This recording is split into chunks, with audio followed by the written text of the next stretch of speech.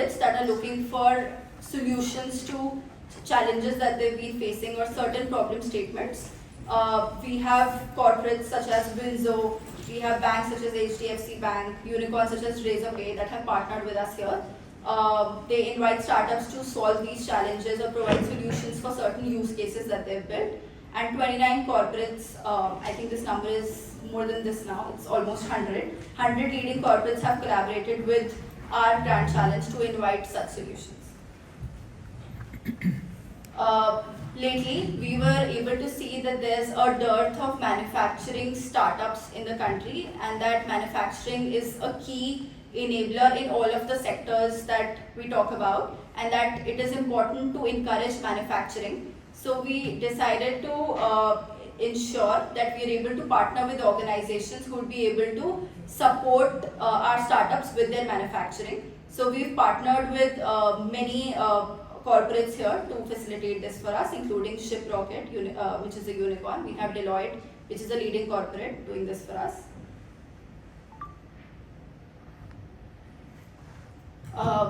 Domestic and corporate engagements, like I mentioned, these corporates run programs where they provide pilot orders to the winning startups. There are cash grants that startups can get. There's also incubation support that a few of these corporates provide. There's access to market entry support for that. Of course, there's one-on-one mentorship that the C-level executives also initiate for the selected startups. We provide access to international market also to our recognized startups or beneficiary startups, where we ensure that we're able to build a bridge with the partner country, where we ensure that we're able to give a soft landing platform to our startups, where the knowledge exchange and discussions regarding investments, capital, where we are able to ensure that we are connected to the partner country in some way and not just through a single event, but we're able to plug into the strengths of our partner countries for the ecosystem in India. Now, why we are here in Denmark? So there are multiple corporates here in Denmark, such as Maersk, that is already doing wonderful work for shipping and logistics back in India. Then we also, there's huge potential for life sciences and health tech in Denmark here. And we also bring in a delegation specializing in health tech and deep tech. I would urge all of you to go and speak to our startups and see if there's anything that you can help them with. They're all mid-sized and they're all early traction companies, and it would be great for you to understand the work that they do and ensure that we're able to identify synergies with this country, because this is the first time that we are exploring this with Denmark, and we are happy to be here. A few sectors that we're able to highlight that we think we'd be able to contribute better is, of course, climate tech is big in Copenhagen. Then again, deep tech. Deep tech is more developed here, which is why we'd want to learn from a developed ecosystem such as Copenhagen to ensure that we're able to take back the learnings, and hopefully we'll be able to create better for startups. And we'd also want to ensure that we're able to build partnerships here so that there's scope for joint incubation and acceleration programs. It would also be great to explore some investment mechanisms if possible. This is just an example of how we plug in the entire country to run our programs. The state startup ranking framework, where we try to ensure that the states contribute towards cooperative federalism, and we're able to rank the states basis their performance for startups in the country. We change our framework annually, and the rating system for each of the states changes every year so that we're able to do better for the states that are lagging behind. And of course, we have the National Startup Awards for startups, where last year we had we ended up giving about 10 lakhs to each startup that won under each of our categories. Then of course, Startup Mahakumbh, which is the biggest startup festival in India and also across the world now. We host that for 2 days, and we've completed 2 editions of the Startup Mahakumbh. And our most recent edition was led by FICCI, ASSOCHAM, which are of course our industry partners. There was NASSCOM, TIE, etc. It was supported by our nodal department, SIDBI and ECGC. This event is graced by Shri Piyush Goyal, who is the Honorable Minister of Commerce and Industry each year. And the theme is Startup India at 2047, where we want to bring more and more exhibitors, incubators and states participate each year. We have, very similar to the event that has been organized here, we have pavilions for each sector. We have pavilions for each of the states. Then of course there are incubators from around the country. More than 300 incubators participate each year, and we had close to 4,000 exhibitors last year. So that is the kind of scale that we are talking about, and this event is completely led and managed by us along with our partners. Last year this conference featured 751 speakers and more than 200 curated sessions. And we would really urge all of you to please come and join us for the next Startup Mahakumbh, which will happen next year. So yes, glad to have our partner countries also host their respective pavilions at the Mahakumbh each year. So we'll be very happy to have Denmark also there with us. Where we had a couple of companies really working on outsourcing where came up in India. Also, Bangalore had the first GCC, Texas Instruments, which was set up, and that act as a harbinger, as well as an initiative for the future development. As we move on to 21st century, we have the digital India as well as the rise of fintechs, and now we see overall the whole country we have a lot of talk as well as research going on, especially the deep tech, AI, ML, quantum, etc. And we see that the hub, the place where all major research takes place is the state of Karnataka. Karnataka, of course, when it comes to the IT exports, around 40% of all the exports is from the state. Electronic designs, majority of it is from the state of Karnataka, whether it is BT or whether it is mechanical tools or EV vehicles. Research as well as production is from the state. One of the important reasons why Karnataka has been at the forefront of technological revolution is, of course, the skill. It is not driven by industry, but it is because of there's a legacy of good education institutions. We had the Indian Institute of Science, which was set up in the early 20th century. Apart from that, we had a lot of engineering colleges, which began in the pre-independence era. And now we have around 230 engineering colleges. We have close to 1 lakh PhDs in the state, whether it is biotech, IT, whether it is electronics or mechanicals or mechatronics. We have the highest number of people working on AI as well as in the state of Karnataka.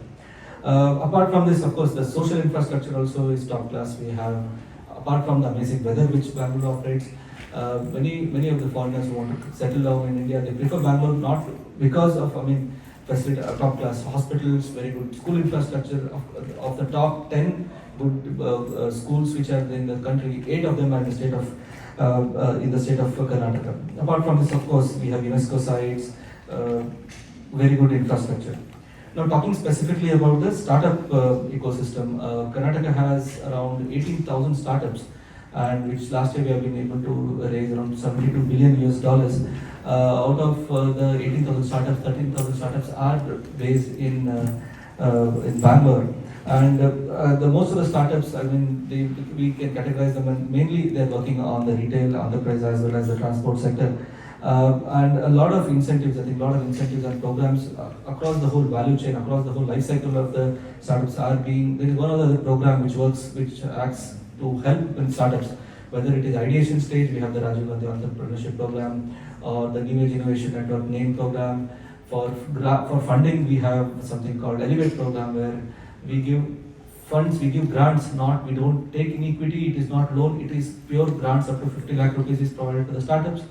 Right from 2017, we have had around 22 rounds of 22 calls for Elevate, where we have funded around 1,000 startups from the state, and of which around 1/3 of all the startups are startups who were registered outside Bangalore, and also around 30% of the startups were women-led. Karnataka also is a GCC hub. Around 33% of all the GCCs in the state, in the country, are in Bangalore, and it is actually improving. I think if you see last 2 years, the overall average is 33%, but in the last 2 years, 43% of all the GCCs which landed up in the state, in the country, came down to Bangalore. We also have a very progressive GCC policy, where we have a program called Catalyst, where we provide a SPOC, single point of contact, for any GCCs which want to set up, whether it is government clearances, whether it is identification of land. We ensure that most of the clearances are done within first 45 days. As a matter of fact, one of the companies had its biggest center outside their home, their headquarters in Bangalore, with a sitting capacity of 15,000, which was inaugurated by Honorable CM. SAP Center was inaugurated just last month with a capacity of 15,000. Many of the GCCs actually, many of the companies, they have the largest presence outside their country in Bangalore. This shows the capacity as well as the faith which the companies have on Bangalore. Talking about alliances, we also have a program called Global Innovation Alliance, where we have a collaboration with other countries, where we provide soft landing facility to startups of other countries, where other countries can come to India, come to Karnataka, check with the ecosystem, maybe interact with the venture capitalist. At the same time, try to solve some of the problems which we are facing. At the same time, they also provide access to our startups to soft land in their countries. At the same time, solve their problems, access capital in that countries. We also have a mixer event where VCs are held, where startups actually pitch to the investors of each other country. So this also is a very interesting and innovative program. Talking about Bangalore and beyond, we are talking about a lot of collaboration happening between different companies. We have a lot of research being taking place in Texas, Intel. We have a lot of industry academic collaboration also happening. Bangalore is not the tech. The department is not just focused on developing Bangalore. We have 6 clusters: Bangalore, Tumkur, Hubli, Dharwad, Kalburgi. So we are aiming to improve the ecosystem there. Bangalore, especially because of this legacy with respect to fintech. I think we want to make it a fintech ecosystem. Hubli Dharwad has a lot of has a good lot of foundry industry, where we want to develop it as a hardware startups, which was actually earlier spoken by Praveen. Because of this year we have come up with a program called LEAP, Local Economy Accelerator Program, where Honorable Chief Minister has set up, has earmarked 1,000 crores for the next 5 years, where we'll not only be encouraging startups to groom startups, but also we'll be setting up incubators, accelerators, innovation hubs across the state outside Bangalore. LEAP program is a very forward-looking, where I think which will actually change the landscape of the startups in the state. That is one very important program which we have come up with. Now, talking briefly about the sectors such as AI, we also have Center of Excellence for AI, which is run by IIT Alumni Association. We also have Center of Excellence for Applied AI for Tech Solutions, and even in the place of AI, I think the department has been pushing very rigorously. Just last month, we had the Quantum Summit, where Honorable CM announced setting up of a quantum park. We already have quantum-related activities in the name of Quantum Research Park (QURP). Phase 1 just ended, and Phase 2 we have given a continuation, which is being steered by Indian Institute of Science.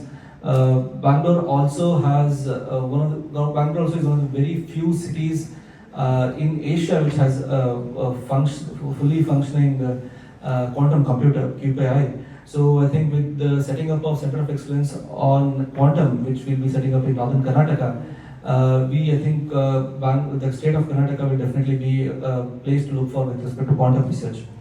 Fintech, as you all know, I think because though Mumbai may be the financial capital of the country, with respect to fintech, it is Bangalore. We have a lot of startups which are placed in Bangalore. At the same time, we have the RBI Sandbox, which is set up in Bangalore in HSR layout, which actually helps startups in working through the regulatory environment of the fintech industry. Space tech also, we were the first. As a matter of fact, Bangalore has been pioneer in many of the policies, whether it is we had the first space lab policy, we had the first startup policy, first BT policy, first IT policy. Because of the proximity of ISRO, I think we have a lot of startups which have come up in space tech, which are working very well in the upstream as well as downstream. KSRAC, Karnataka's KSRAC organization working on remote sensing also has been doing quite well in applying the downstream data in the fields of forest, environment, as well as in health. just skip to the slides to, I think, because of the paucity of time. Policies, of course, we have a couple of policies working on startups, on AVGC, PT. We provide funds not only to startups, funds such as quality reimbursement. Many of the startups who have come to TechBBQ will be gaining some incentives because of the market access program. Also, we provide incentives with respect to patents. If someone applies for patents, we provide reimbursement. A very forward-looking, because of changing the ecosystem, we are also coming out with a new startup policy as well, I think, to incorporate the changes in the startup ecosystem. Apart from this, in every policy, whether it is cyber security or ESDM or data center, there's something or the other for the startups. With respect to setting up of industries, of course, I'll briefly tell about, we provide incentives for land, for electricity, for production incentive during the operation. So I think we have tried to cover the whole life cycle of corporate entity, right from the phase of being a startup to being an industry. I think one of the reasons why I think we have been able to do it because of the strong industry and as well as the research connect we find. We have set up around more than 20 Center of Excellences. Around 6 of them are set up in Indian Institute of Science only, which works on nanosciences, which works on quantum, which works on design. We have a Center of Excellence set up under CCAMP, which works on mainly biotech research. As a matter of fact, some of the startups, if I have to quote one example of Center of Excellence on Agri, many of the startups which enter in the TRL level of say 4, when they come out after the incubation of 5 years, their TRL levels are in the range of 6.5 to 7, which shows there is 3-point improvement in their level of activity. And the Center of Excellence are not only confined to IT. I think the Center of Excellence in marine technology also. And now we'll be coming up with the Center of Technology and Quantum Research, which I told you, which will be setting up in Northern Karnataka. We have Center of Excellence, which is working on robotics, mainly the art park. We have Center of Excellence on AVGC, where many of the films which we see in India, part of it, the animation part of it was actually done in those Center of Excellences. So we have more than 200 plus K-Tech partners which act as incubators as well as accelerators. Next, I think this is a very forward-looking and very ambitious project called Innovus, where we will want to have a deep tech incubator, which will be which will be mainly working on deep tech startups in Bangalore, working on AI, ML, quantum research, and I think it's a work in progress. And I think that by next 1 or 2 years, we'll be able to show something very substantial in this. That's it, I think. But at the end, I'd like to talk about Bangalore Tech Summit, the premier tech summit. I think one of the largest in Asia. Earlier, it was in a center called Bangalore Palace grounds, but I think this year we have tried to make it bigger, better, as well as bolder. The venue is going to be bigger, and a lot of interesting activities we are planning to have. It will be held in 3 days, November 18th, 19th, and 20th. So it's from leapfrogging to pole vaulting. That's what we call, and the theme is Future Rise. These are the 6 areas where 6 pillars of BTS which we'll be working on. One very ambitious aspect, one very ambitious area of this year's BTS is the Future Maker Conference. We are trying to bring in 20,000 startup people working in the startup industry, where we'll have 10 speakers talking for 10 minutes, discussing 10 life-changing ideas. I think that is something which the whole of India, many of the startups are very excited about. And I request all of you to be part of the Bangalore Tech Summit. And generally, last year I think we had 6 thematic areas we were working on. And this year we have 4 more areas where we'll be talking about AI, defense, fingers, as well as my planet and my future. So it's going to be very exciting, as well as BTS of altogether different scale. So at the end, I'd like to invite all of you to be part of BTS and make it a success. Thank you very much. The market access that is required to really scale up their business. On behalf of Startup India, I deeply am thankful to the Embassy of India at Copenhagen, as well as the organizers of TechBBQ, to give us this opportunity to have our startups here. Hopefully we will have several synergies that we can take ahead and make them into something bigger when we go back to India. With that being said, I would invite all the panelists here with us today. I'm pleased to introduce Ashish Arya from the Embassy of India at Copenhagen. Sir, if I can have you on the panel. Alam Ansari sir, Deputy Director of Startup India from the Government of India. Sharad Kumar Bachagara sir, who is the Chairman of Karnataka State Electronics Development Corporation, as well as S.P. Singh, who is the Chief General Manager of SIDBI, the largest investor organization of India. Thank you so much. Together, I'm sure that the insights will illuminate the roadmap for the India-Nordic collaborations and startup success. I have sort of made this panel discussion into 3 or 4 themes that I would like to address. The first theme is why India-Nordic startup linkage is important in the year 2025. So my first question is to you, Mr. Arya. In your opinion, what geopolitical economic factors make strengthening India-Nordic startup ties important at this moment? Thanks for asking this question. This is a very relevant question in today's scenario. But we must see that the geopolitical scenario in the world is changing. The entire world is flux and the rules of games are changing. But still, we must be aware of the fact that there are certain constants. There are constants like values of democracy, which countries like India and Denmark are following. And we have our collaborations which is going decades long. We just celebrated last year 75th anniversary of establishment of bilateral diplomatic relations.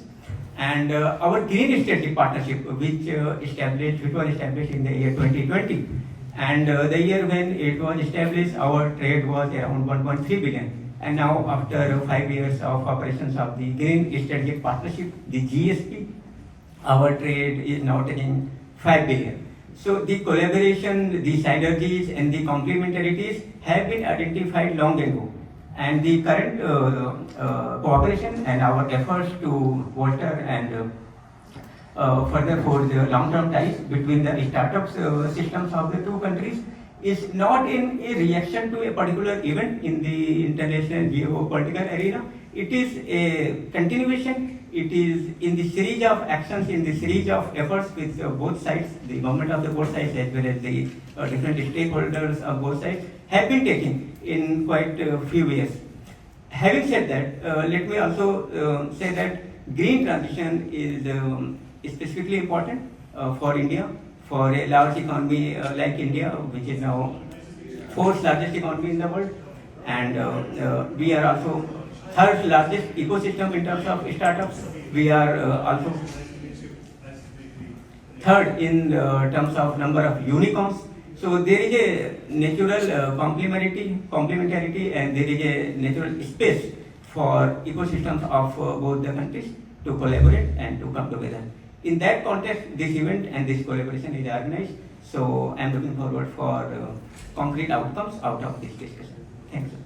Absolutely agree with you. I'm struggling with the mic, but I hope I'm audible to the audience here and then I can pass it along. Thank you so much. Ansari sir, we would also want to understand from you, how is the Government of India prioritizing the India-Nordic ecosystem collaborations within the broader Startup India and Make in India ambitions that we have? Hello, good morning. I'm MD Alam Ansari, Deputy Director, DPIIT, Government of India. And thanks for asking this question. The role of DPIIT that Praveen already explained, what I think from this context that the entire ecosystem, the India and the Nordic ecosystem, the highest help is being provided from the highest level of government. Our Honorable Prime Minister Sri Narendra Modi is from the beginning only, he is very interested in startup ecosystem. He has only initiated this Startup India, and now in 2022 also he has initiated this India and Nordic Region Summit. Since then it has been initiated all this dialogue, and after that our Honorable CIM, Mr. Piyush Goyal, he has also visited this Nordic region in 2020 only, Sweden and Norway, and he is also taking this further.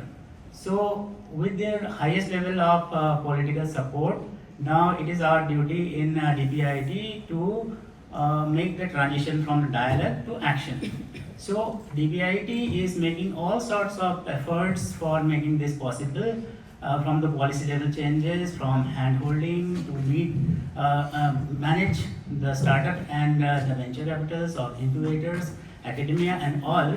And DPIIT is working towards making a platform where all the startups are comfortable and their problems are solved, not only from India, from anywhere else also. And I think this is the time where all the ecosystem can work together and achieve a common goal. Thank you, Thank sir. you. That's actually exactly, you've summarized exactly what we're trying to do at Startup India. But speaking of collaboration, I think we can't forget the collaborative environment that Karnataka has currently for the startup ecosystem. Vachikara, sir, my question to you is, given Karnataka's emergence as the global deep tech hub and Nordic region's leadership in sustainable innovation, what makes this moment critical for forging the startup partnerships between the two regions? And how does Karnataka intend to bring about the collaborative spirit that you have in the state to lead this charge with the Nordic countries?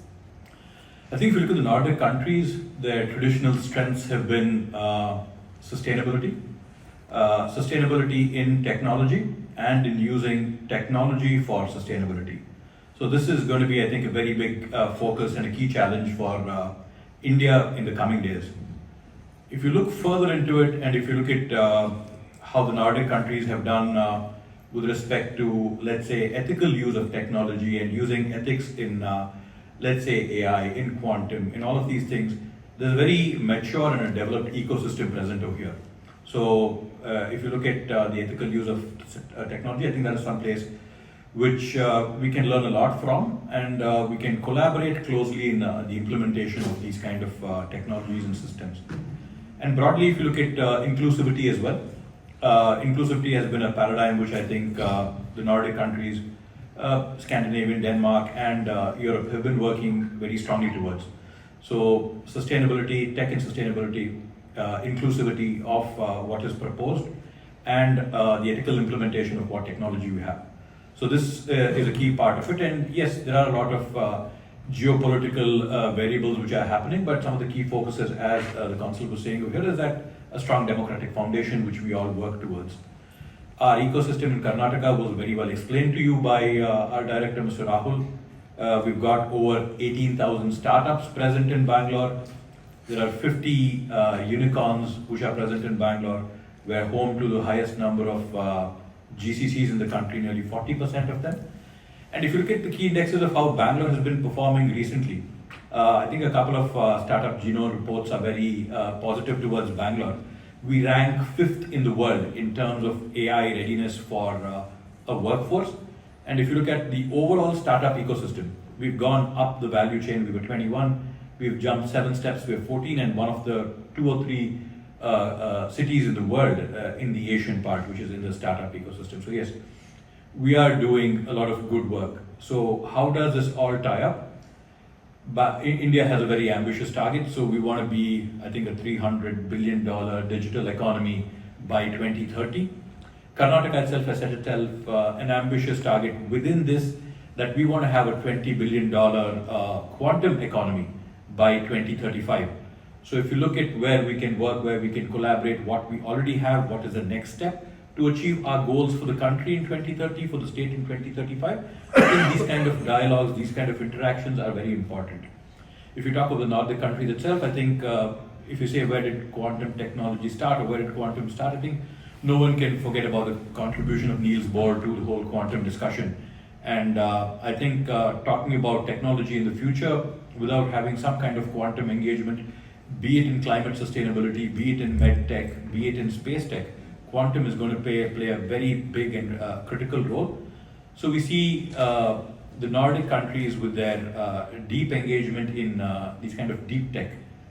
We see it as a good place to start interacting, and some of the meetings which we've got lined up, some of the space which we've got lined up, and some of the access programs which we have between the state and other cities, other states, other governments, I think will be a very good interaction, and this is what we're very excited to see: clean tech, deep tech, and ethical use and sustainable use of technology. Thank you, sir. Thank Thank you.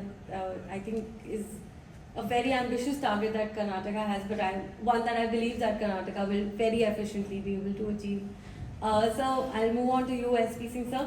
Sir, the role of SIDBI in sort of making the investor community grow in India is unparalleled. I think the contribution that SIDBI has had to make this community come alive is next to nothing else that India has seen. So, in your opinion, how does SIDBI view the timing and importance of India-Nordic startup partnerships in 2025 from a finance and MSME support perspective? Yeah, good morning friends. So my fellow panelists, I think they have already elaborately dealt with. What we have observed, we are the single largest LP in the country providing capital, starting from seed level to growth capital to venture debt, and the entire journey we have been funding, and we are proud of Bangalore, that is part of India, and of course, I mean, that almost 45% of the total capital is flowing to Bangalore. That itself shows that how quality startups are there in Bangalore. So as far as the Nordic countries is concerned, what I personally see is that there is a great linkage between India and the Nordic countries, because both of us are having a great history, culture, and I think that time has come that has to be further strengthened and taken forward. The investments which have been flowing from Nordic countries, as my fellow panelists say, that majorly that have been flowing to the financial inclusion space, what inclusivity my friend said, the sustainable development, particularly into the area of clean technology, green technology, where a lot of money has been flowing from them, and they are taking a good space there. And there we are working with many, I mean, the fund who are working particularly in Denmark, the State Denmark Fund, and the other many funds we are very closely working with. Co-investments we are doing along with them. So what we are seeing that the new areas which are emerging, the Nordic countries, if you see, apart from this sustainability and other areas, they have been very good in terms of designing of technology and their quality. So a couple of units which we funded from India, now you see that how that is expanding. Those MSMEs working in India, we funded them, and they collaborated with the Nordic countries MSMEs, and over a period of time they acquired those companies, and because of that they got the market access to the rest of the world. And those MSMEs within a short period of 4 to 5 years have now turned to multinational MSMEs. And some of them are today having their manufacturing plants here in Sweden, they are having in China, they are having in India, they are having in Hong Kong. So perhaps this is the time of collaboration, what we call, there's a term we have been using, coopetition. In fact, we must compete with cooperation. Competition must be there, and all the states, all the countries in the world are targeting to take lead in their respective areas. But perhaps this is the time that if you compete with each other with cooperation, perhaps that can be the best way, and that's the way forward. Absolutely, sir. Speaking of competing with competition, I think the next theme it flows beautifully is to identify the key sectors that we think that there can be collaboration and competition between the Nordic and the Indian startups. On that, my first question is to you, Mr. Arya, sir. What are some of the Nordic industries, from your perspective of being here, that you think that the Indian startups should really think of collaborating with, where we can actively seek partnership and collaboration with the startups here in the Nordic region? Of course, as it was also mentioned in the earlier remarks, the framework and the philosophy of India-Denmark relations is in the green strategic partnership. So green technologies, they are kind of the motivations behind all and various aspects of bilateral relationship. And same thing gets translated into when we envisage the cooperation between the startup ecosystems of both the countries. So sectors like sustainable economy, green and clean sector, the Danish market is particularly has expertise in health sector and life sciences. And our sector, I was just going through our startup India stall. So we have promoting startups in the health sector as well. We are a leader in fintech. UPI is now having close to 20 billion transactions per month. So we have technological edge in certain sectors, and of course the same thing is reflected in the Danish market and larger Nordic market as well, where there is a natural complementarity and natural synergies. So we must forge a relationship in these sectors. Particularly mentionable is also blue economy and maritime sector cooperation. We had a visit from Honorable Minister of Shipping in June, where we discussed these matters, and we are trying to find out ways of cooperating in these sectors. Thank you. Zari sir, what do you think Indian startups should be capitalizing on? What are the partnerships that they should be forging with the Nordic region?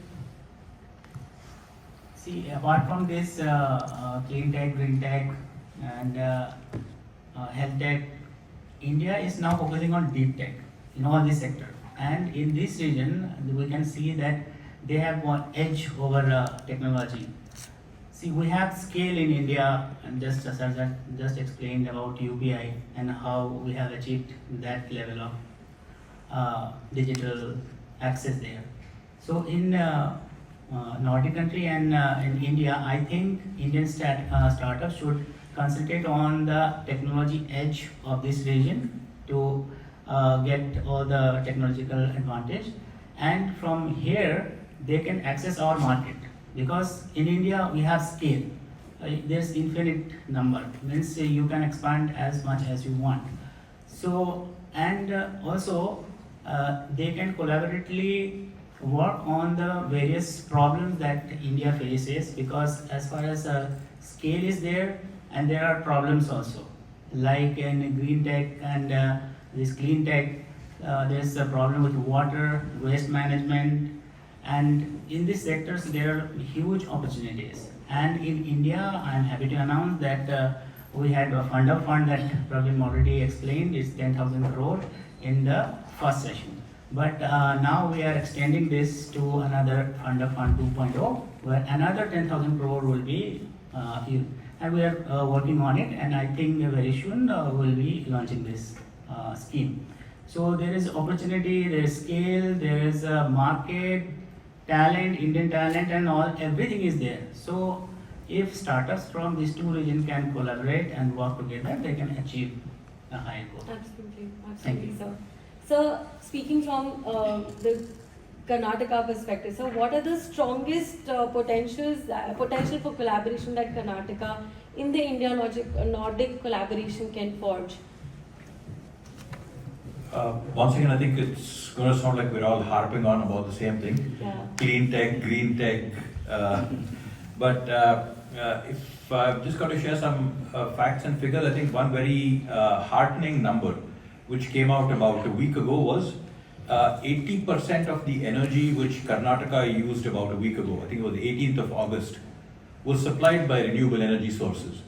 So this shows the kind of engagement which Karnataka has started off from a very early stage with respect to making sure that we've got renewable energy sources. So we're quite strong in wind, naturally because of our advantage with solar, we have big installations. But I think some place where we can work more closely and exploit is the offshore wind potential which Karnataka has to offer. I think Denmark, Germany, we see Holland, Netherlands, these are countries which have done very well with respect to their offshore wind utilization. So I think that is some place where we can learn, we can collaborate, work on areas of energy generation, renewable energy generation. Further, I think one of the things which the state is trying to do, where we could work with collaborations with the Nordic countries, since even they have a very thinly spread out population, is how do you create microgrids? You don't want to be generating all of your energy at one source and then transporting it hundreds and thousands of kilometers away and utilizing it over there. You want to be creating models where you can create energy and utilize the energy in a sustainable way in a short area. So I think these microgrid programs are something which the state government is pushing in a very active way in Karnataka. And I see that there's a good collaboration, synergies, possibility with respect to these countries, Nordic countries, and Karnataka. And further, I think we all see that waste management, waste handling is a real pressing problem for our country. So how do we transition from plastic to maybe more environmentally friendly packaging? How do we take care of these waste which is created, the bio waste which is created? Because I know the Nordic countries are extremely efficient in the way they process their waste, they handle their waste, and they dispose of their waste. So these are collaborations, these are tie-ups which we can work with. And if you look at even the tech side, the way European Union has used its leverage to make sure that manufacturers and producers think of the whole life cycle of a product, right? From its inception to its death, repairability, interoperability, changing of it. So these are very important lessons which we can learn from the Nordic countries and we can implement within our own systems as well. So I think there is plenty to learn. And with respect to what our panelists already talked about, deep tech, and with respect to deep tech, I think there's plenty of potential in quantum. And there is no discussion which you can have now without having AI as a part of it as well. So what can we learn with respect to AI, ethical use of AI? So all of these are very exciting areas for us to see and work out collaborations between Nordic countries and the state of Karnataka. Singh sir, what sectors do you think have the highest potential for investment? I know I'm sort of regurgitating the same question, but the answers that I've got from all of you, you've all identified more and more sectors that we can find that That's great. collaboration. You see, the India's merit lies in the market which it provides to the world, right? So yesterday I was in the meeting, LP meet, that was the European LP meet. Two things emerged very, significantly for me. One, during that course of meeting, in fact, the people were talking about that how many companies have been created through the startup ecosystem which are having valuation of 100 billion plus. So now, and perhaps majority of those companies are the US-based companies. So even the Nordic countries should also think that this is the time, let us think beyond unicorn to 100 billion plus companies.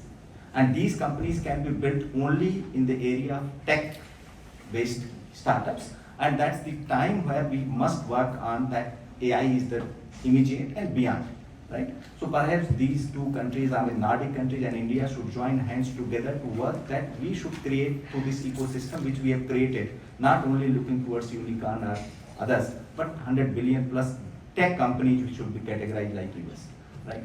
And the second is that any tech talk right now, if it is not including AI, is perhaps harmful.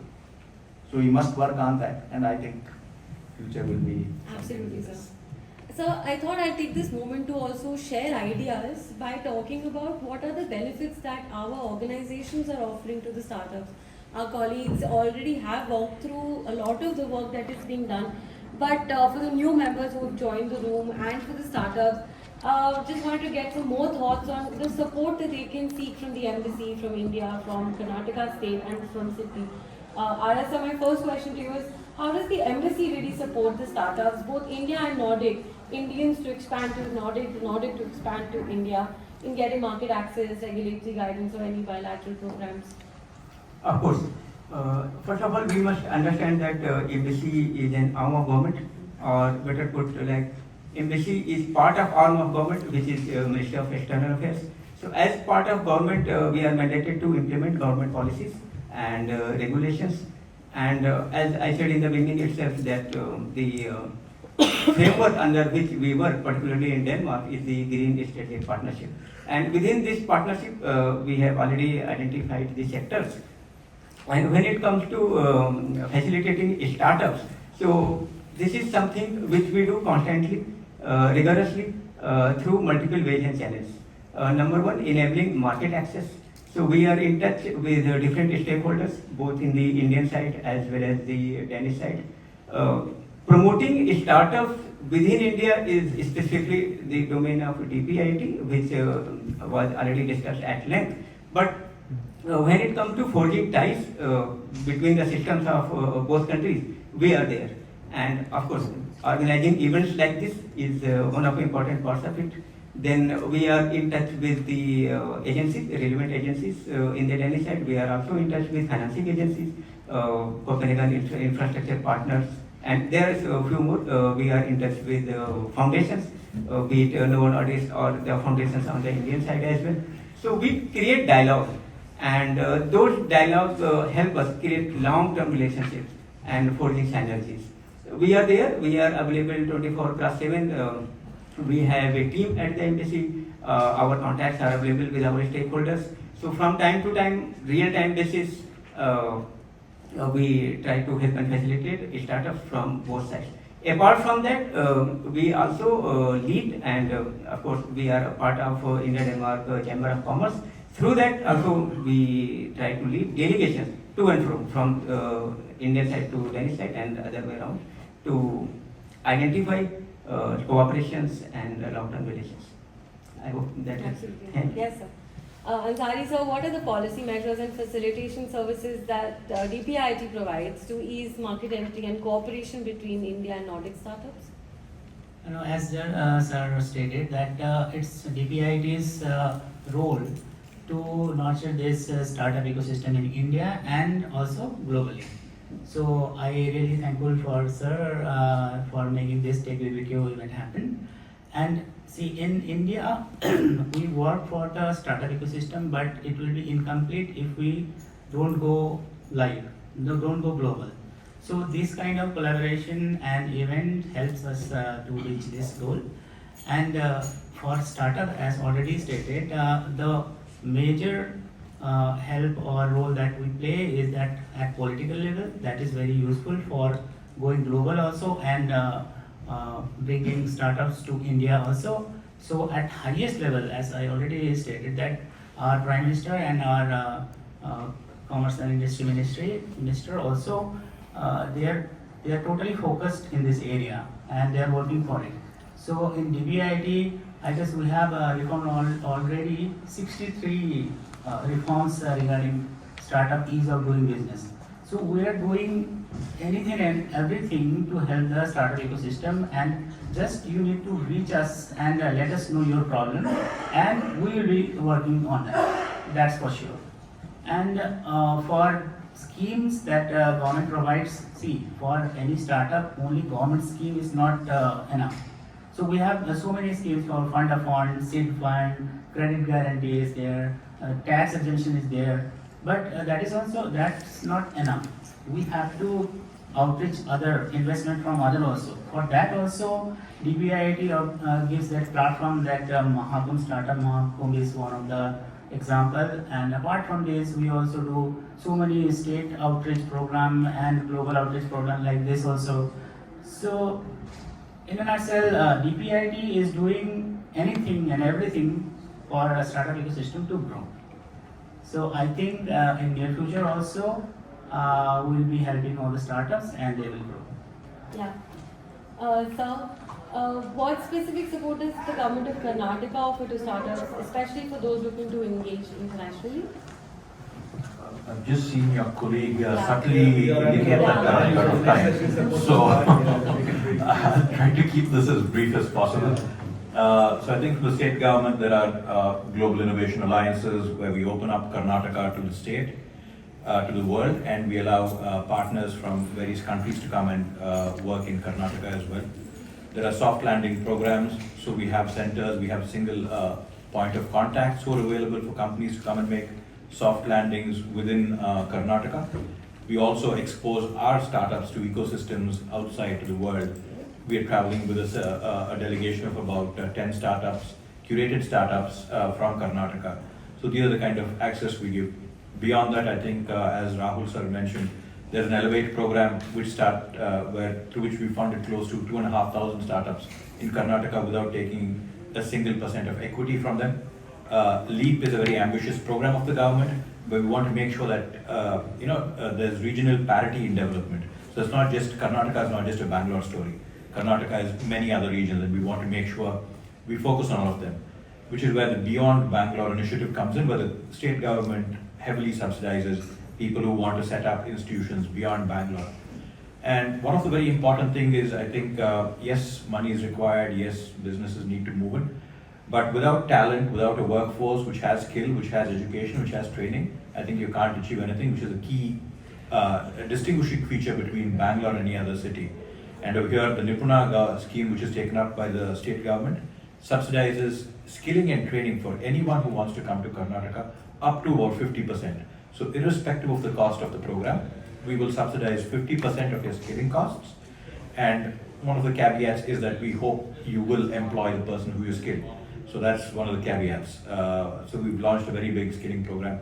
There is the booster kit, which was already spoken about, where we help companies with IP, we help companies with patents, we also take care of rentals in case somebody is setting up. So there are multiple programs, and for paucity of time, I would once again say our delegation is over here. For the next couple of days, we're here for the whole of today, and we're here tomorrow as well. Anyone who wants to reach out to us with respect to Beyond Bangalore, with respect to our GCC policy, with respect to deep tech, Innoverse, can kindly contact us, and we'd be very glad to share all the programs the state of Karnataka has. We're one of the most progressive states, and we want to make sure that we retain our advantage and leadership. Thank you, sir. We are ready for our next session, which is on India's large-scale green transition. You know, India is world's fourth largest economy, and India is also having significant climate goals. We have a goal of net neutrality by 2070, and we also have a goal of at least half of the power being generated through renewable resources by the year 2030. We have a unique and special relationship with Denmark that is called the Green Strategic Partnership, which focuses on the synergies and complementarities existing in our two economies. Being a large economy, having the goal of transitioning into green is not an easy one. Of course, there are multiple challenges and opportunities. There are regulatory landscapes which need to be navigated, and there are innovative technology solutions which need to be put forward and financed and rolled out in the market. In this context, we are having today's panel discussion. We have a rich array of panelists, and we also have two great moderators, Samir Stewart, former World Banker, and currently based in Bangalore, working in green sector, particularly EVs. And I also have Kunal Singla from Kobo Consult. I'll invite both of them on the stage to carry forward today's discussion. I'm Samir. I'm a former World Banker from Washington of Indian origin, currently based in India's Silicon Valley of Bangalore and serving as an investment banker within the green space, having raised money for EV scooter companies as well as with the logistics and AI spaces. To set the context for today, India is undergoing one of the world's most ambitious green transitions on the planet. Here are some key numbers and facts. A 2025 McKinsey Global Institute report identifies 18 high-growth sectors that could generate $1.7 to $2 trillion in revenues for India by 2030, up from $690 billion in 2023. Among these 18 sectors, 2 of these subsectors are in electrical vehicles and batteries, as well as with renewables with storage. Second, according to Ernst & Young, and driven by programs such as PM Kusum, solar parks, and the National Green Hydrogen Mission, India is ranked 4th globally in renewable energy capacity, with solar energy specifically growing at a compound annual growth rate of 36.5% over the past decade. Third, renewable capacity additions are expected to triple by 2030, driven by demand, cost reductions, and climate policies.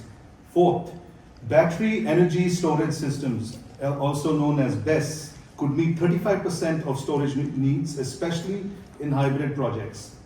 Fifth, the world's second largest solar plant is in the state of Rajasthan. Sixth, India is the world's largest EV market right now, with just EV scooters selling to the extent of 1.15 million last year. And most crucially of all these numbers, as of August 15th this year, India is now sourcing over 50% of its energy from renewables, 5 years ahead of schedule. I repeat, for the first time in independent India's history, a huge country like India is now getting more than 50% of its energy from renewables. Perhaps even the father of the nation, Mahatma Gandhi, could not have thought of a better way of celebrating Indian independence than by reaching such an energy independent landmark on August 15th this year. These are huge numbers for a country like India. Huge numbers also represent significant shifts. and create major opportunities for Nordic partners across renewables, storage, hydrogen, EV, and the clean tech value chain. Just one example, India's rail network, the second longest in the world, has its first hydrogen train set that is ready for its official launch. The Ministry of Railways has plans to run 35 hydrogen-powered trains under Hydrogen for Heritage on various heritage and hill routes, gradually expanding elsewhere. Just imagine the scale of the opportunity just in that one sector.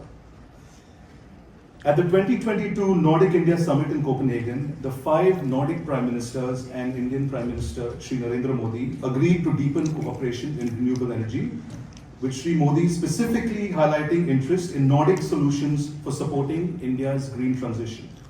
Following this, Nordic countries have ramped up investments in India's green sector. Norway's Climate Investment Fund has already invested nearly 200 million in Indian renewables, with more projects underway. Denmark's Impact Fund is also actively investing in green ventures across India. Major companies from this region such as Volvo, IKEA, Tetra Pak, Kone, Alstom are not only operating in India but also contributing to its green transition through technology, innovation, and job creation. So today's TechBBQ session connects India and Denmark to explore new collaborations and scalable solutions for the gigantic green transition that's happening in India. Our discussion today is an outcome-oriented discussion. It's not just supposed to be a talk show, which hopes to identify next steps in deepening government-to-government, business-to-business, as well as business-to-consumer interaction. We hope to have some time at the end for audience questions as well. My co-moderator on stage, the charismatic and highly versatile Kunal Singla, is a well-known bridge builder between Nordics and India, a big picture ecosystem thinker, a media personality, and runs his own advisory firm, Kobo Advisors, which is basically Copenhagen Bombay Advisors, as a follow-through from his years leading the Danish Federation of Industries in India. Over to you, Kunal. Thank you, Samir, and I'm very excited to be here to get started. We have an absolute starcast today here with us in the panel, and to get us started, we'll have them introduce themselves. My name is David Alander. I'm the incoming CEO of the EAC Foundation and Asia House. I'll be starting on Monday. So I'll probably talk more about my present role and experience, which is working 6 years as head of sustainability of NPK, which is Denmark's third largest pension fund, so an institutional investor and asset owner, and for the past year heading the secretariat, the international secretariat of INCA, which is the Investment Mobilization Collaboration Alliance, a Nordic cooperation alliance that uses blended finance to de-risk. So we get private investors on board, and I think showcasing that actually has worked and will work in the future. I'm very excited about that. But I'm very excited about this panel. I'm really looking forward to hearing. I'm sorry, already half an hour has gone, so maybe we can go a little bit longer. But thank you. Fantastic. Let's go, Peter. I'm Peter Schunzberg from Copenhagen Infrastructure Partners, for a Indian investment business. We've invested about $600 million in Indian renewable energy, and I think for me what's very exciting is to see sort of what's next after solar and wind, and what more we can do in transmission and hydrogen and advanced biofuels. So that's really why I'm focused on. Thank you. Thank you. I'm Gunjan Kapadia. I'm CEO and co-founder of Stellar Energy, and we make zinc air batteries. These batteries are for long duration energy storage. As personally, I'm a chemical engineer by training, electrochemist, PhD in batteries, and whatever you see here to talk about was my PhD, and I'm taking that forward. And again, I'm very excited to be here, especially to talk to you all the panelists. Well, thank you. My name is Thijs Larsen Jensen. I'm the CEO of Hydrogen Denmark, which is what it says in the box, the National Danish Hydrogen Association, bringing together companies and others who work within the hydrogen value chain. And I've had the pleasure also to to work on several collaboration projects, part of the green strategic partnership with Indian counterparts, and also I'm very excited to be here today. I think that especially at a time where some people are questioning the value of the green transition, I think it's really exciting also to see that such a big and important country as India is really not only sticking to the target, but full steam ahead. And I think that creates both an example and new opportunities for Danish, but also Indo-European cooperation. I'm happy to discuss them today. Beautiful. And my name is Anders Thorsen. I come from the Danish Export Credit Agency, or IFO. And I'm working on green transition projects that will renewable energy, sustainable fuels, hydrogen, etc. And of course, we're also monitoring what's going on in India. And we also have some, but limited business in India, but certainly it can grow. And also, especially the opportunities like these. It's really nice to be here. And over to you. Thank you. I'm Nikhil Tambe. I'm a founding CEO for something called the Energy Consortium.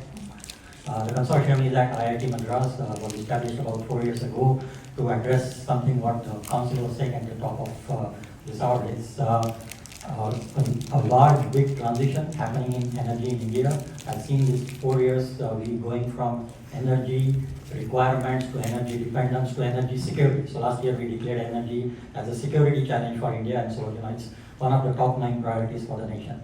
I've been also involved in the Green Strategic Partnership, which you mentioned. In fact, we've been beneficiaries of 3 out of the 10 projects that have been funded between India and Denmark over the last 2 years. And we span, large section across energy, but predominantly working on 2 areas because it's energy transition. So how to get rid of a lot of carbon dioxide that's already out there. So CCUS is a large topic of interest to us. And the second is how to make our grids more available, more affordable, more accessible, less volatile, and that's where energy storage is one of the big areas that we work in. Looking forward to this, I want to also say my gratitude to the embassy, the ambassador, and everyone on the panel here, some of whom I have worked with in the past or interacted with in the past. So looking forward to this. Thank you so much. Thank you so much, and for being brief. Like a football referee, I've brought here a yellow card and a red card. That is for the panelists, just in case you get too long, then I'll be monitoring. So I got my eyes on you. Over to you, Smith. Okay, let's get straight into it. First question goes to Nikhil. You work across industry, academia, and government to facilitate collaborative and innovation solutions for energy challenges. You are among India's foremost experts on energy. Where do you see the strongest entry opportunities in India's green energy transport, whether it's EVs, whether it's waste to energy for Nordic partners? And do you look at these partnerships as investments? Do you look at them as strategic partnerships? Do you look at them as technical collaborations? Also, what challenges should the Nordics expect, and what do you think would be the best way to mitigate them? It's a long question, but I think you can easily answer this. Yeah. And you have to hand me the card after each question. It's a good question, actually. It's a great question. I think it's a strategic partnership. I've been involved with the Danish Energy Agency as well as the Danish mission in India over the last few years. We've done some wonderful work in identifying which are the areas of collaboration, exactly the way you pointed out. To us, we probably have only 3 strategic country partners, and Denmark is one of them in the energy sector that we operate in. So, I clearly see that we are interested in working anywhere where there could be strategic partnership. What that really means, therefore, is there are many common areas where we are working. I see someone here is asking anything about biochar, and if you are in India, we would like you to be there because there's a lot of people who want to know what to do with biochar, right? So waste to fuels is a large area of interest. So are electric vehicles. The only thing is even hydrogen. Each of these sectors is at a different inflection point. That's number one. So each is not, seeing the same kind of growth right now. Each may have a different potential. So that's something to bear on. Second is India as a market sees these areas differently than say Europe or Japan or US. What that means is we are very heavily focused on hard to abate and hard to electrify sectors. If we can decarbonize them first, we would be very happy with the approach that we are taking. So if we are using hydrogen in hard to abate sectors, that's a win-win from an Indian context. These are cement, these are refineries, that's where we want to use the hydrogen. You may see some cars, particularly in news, which are passenger cars running on hydrogen fuel cells, but I don't think they will trump the electric vehicle policy that's already in the country for the last few years, and we are trying to. You can write down the question. I think time at the end of it. But that's how I see it. So there's horses for races approach, and you need to be plugged into India very closely to understand what that really means, because we have multiple ministries with multiple mandates, and it may appear confusing, but there's a lot of harmony below the chaos if you can discover it. So that's what we are trying to really do. That's the goal of the Energy Consortium.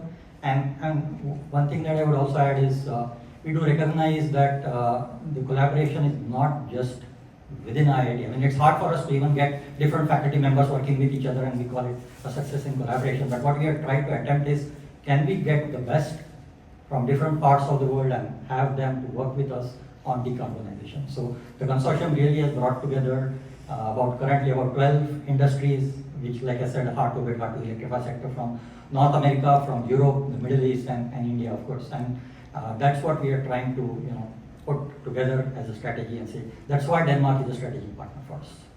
So. Fantastic. Peter, question for you. You alluded to the $600 million you've invested in India. I think you mentioned wind and solar. But can you take us back? What was the journey like? What made you interested in India? And what were the first activities and investments that you had in India? And how did you overcome the challenges along the way? All right, I think you've got to put up that yellow card for me. I think going back about 5-6 years, we were very much on the fence about whether India would be a cornerstone in our sort of middle-income, high-growth market strategy. And what was very clear to us was that it's important to not get it wrong, right? Because that sort of means that coming back in becomes really, really difficult, and we see a lot of people who've gotten India wrong from the outside. And I think the key for us was that we stopped really thinking about India the way we think about Vietnam or Mexico or even China, because fundamentally we think it's the wrong way to think about India. India to us should really be compared to the EU. Right? The EU has 27 countries, India has 28 states and 8 union territories. India's regulation from Delhi much the same way that Europe has it from Brussels. You can go through similarities in terms of religion, in terms of culture, in terms of language, in terms of climate, and I think that very quickly becomes a very good framework for direction we're thinking about the complexity. And it also means that when you come from 6,500 kilometers away, or whatever it is, you're going to go through a learning curve from being unconsciously incompetent to being consciously incompetent, and hopefully to having attained 5 years later a little bit of competence in what you do. And you need the right partners to do that, right? So for us, we chose to partner up with somebody who needed some of what we could bring in terms of global scale, in terms of large-scale project execution, but who had demonstrated sort of on-the-ground competences in some of the things they did. That has been a priceless learning experience for us. We've, in the next step, we've partnered up with somebody who can bring some of the sort of hard on-the-ground, sort of very local, right away with farmers expertise, because that's really difficult from far away. We built a team which is now 35 people on the ground in Mumbai. We've had a stepwise approach. That means today we're comfortable sort of in 5 or 6 of the renewable energy states undertaking projects on our own. We're not done building the team. And I think the next step for us really is to see what can we do outside of renewable energy, what can we do in some of the slightly frontier states such as AP and MP, and sort of really set the scene for doing not another 600 million over the next 5 years, but maybe doing 2 or 3 times that amount.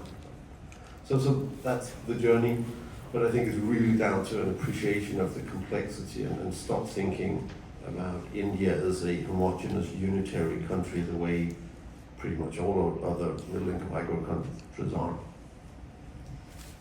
Fantastic. Anders, question to you? Yeah. Representing IFO, IFO is actually a relatively new beast. You can say it's an amalgamation of a lot of different organizations that were formed into IFO. How has this process changed, or will it change going forward? The relatively small allocations you have to a country like India going forward that you alluded to earlier. Okay. So yeah, sure, it's a new creature in town, of course. So it's a mix of the traditional export credit agency that finances export from Denmark elsewhere. So that's still kind of the bulk of our business by far. And that means we like to finance stuff outside Denmark. It's wind farms, it's railroad construction in Africa, it's renewable diesel plants in the US or elsewhere. It's all kind of things.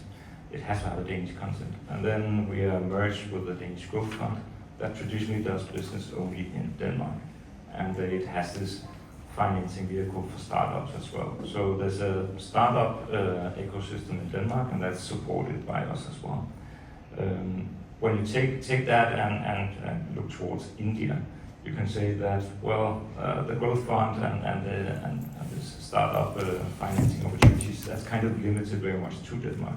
Doesn't mean that you can't identify partnerships with Indian startups and make a 1 + 1 greater than 2. So I think the networking capacity is there for sure. There's a curiosity, and I think there's even some from our team here on the ground floor today that you can go visit. So certainly there's an interest in connecting people, and I think actually to piggyback on what Peter just said, it's about local presence and also understanding who to team up with that builds a better result.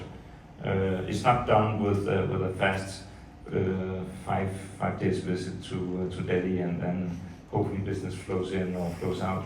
It's a very long push you need. Lastly, I can say that some from my team has spent quite a lot of time developing anaerobic digester and biogas projects in India, which is also part of the Modi strategy. I have a lot of competences in Denmark to build these stuff. Technology transfer can certainly take place, license agreements, etc. So I think there's certainly opportunities, but you need to know what you're getting involved in, and you need to understand the risk and figure out whom to really work together with. And yeah, I think that's my 5 cents. Yeah. Right, next question goes to Gunjan. You've received funding from one of India's most difficult VCs to raise money from, Special Invest. As an investment banker who's worked in many companies, 2 of the companies that I took to Special Invest got rejected, but you did something really special, and you clearly got something great going there. Why is your product special?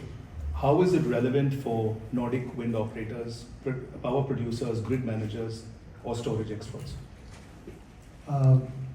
Thanks for that. I'll just say I was lucky. We did raise funds very quickly. So, I mean, that doesn't happen with startups.